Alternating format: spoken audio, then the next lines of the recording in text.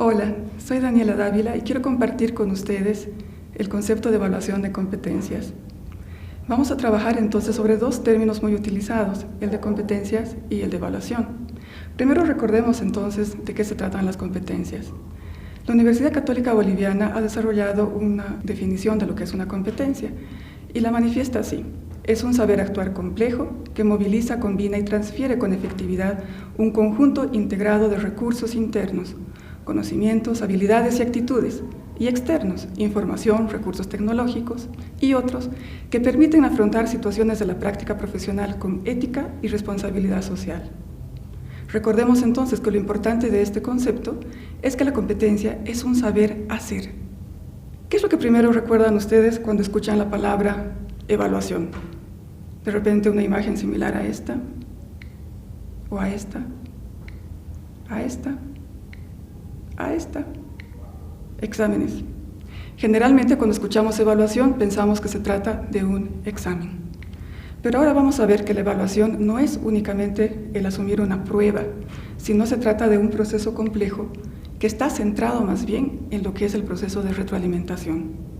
Sergio Tobón nos da una definición de lo que es la evaluación y nos dice que la evaluación es un proceso de retroalimentación que brinda información cuanti y cualitativa sobre el grado de adquisición, construcción y desarrollo de competencias, en base a desempeños, parámetros y normas consensuadas previamente, y facilita la toma de decisiones respecto a procesos y a recursos, por lo tanto se aplica tanto al proceso de aprendizaje como al proceso de enseñanza. Antes se pensaba que la evaluación era un proceso separado del proceso didáctico, que primero se enseñaba y luego se evaluaba.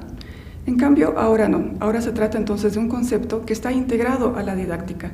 La evaluación es el mecanismo por el cual la didáctica asegura su objetivo. Es decir, la evaluación asegura que los estudiantes lleguen a desarrollar las competencias planteadas desde el inicio. ¿Cómo la retroalimentación entonces nos va a encaminar en una nueva manera de entender lo que es el proceso de evaluación? Lo vamos a entender así porque la retroalimentación lo que va a hacer es mejorar la calidad de los aprendizajes.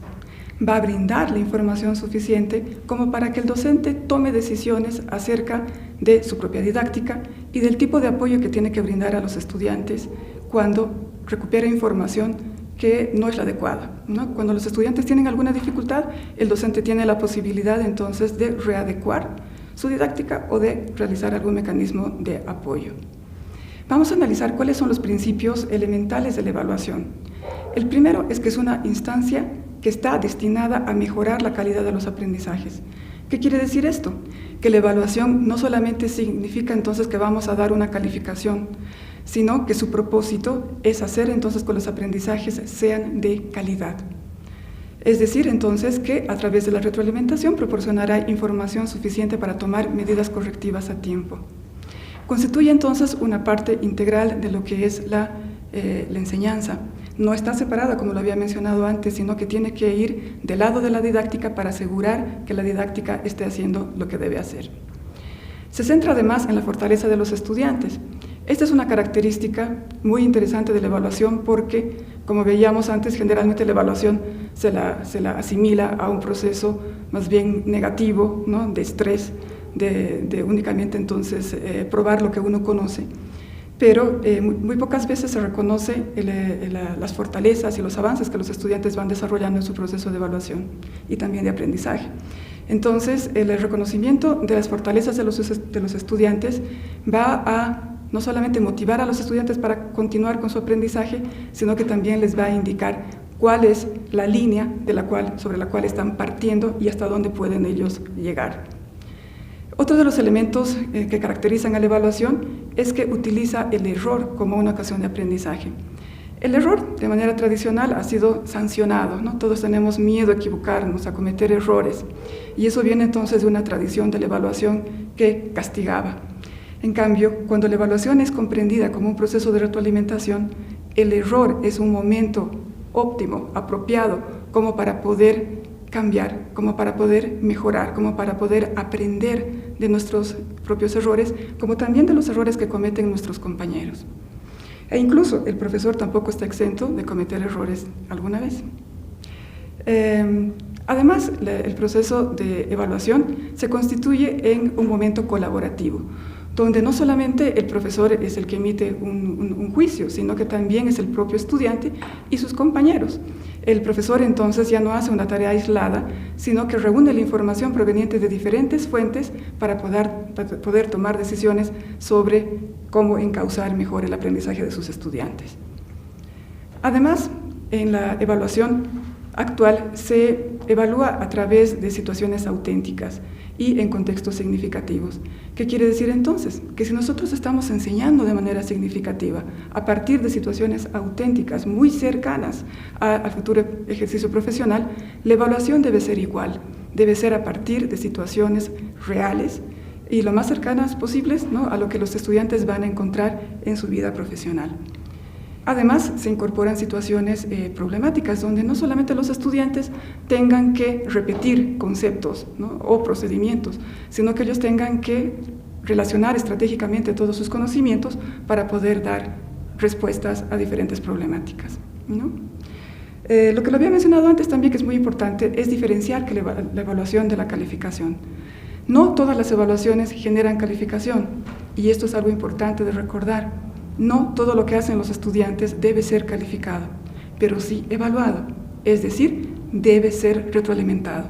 Los estudiantes deben saber cuando avanzan, pero también cuando tienen dificultades, porque el aprendizaje está en manos de ellos, no solamente del profesor, sino que los estudiantes deben hacerse responsables de sus procesos de aprendizaje y por lo tanto, entonces, deben recibir retroalimentación permanente.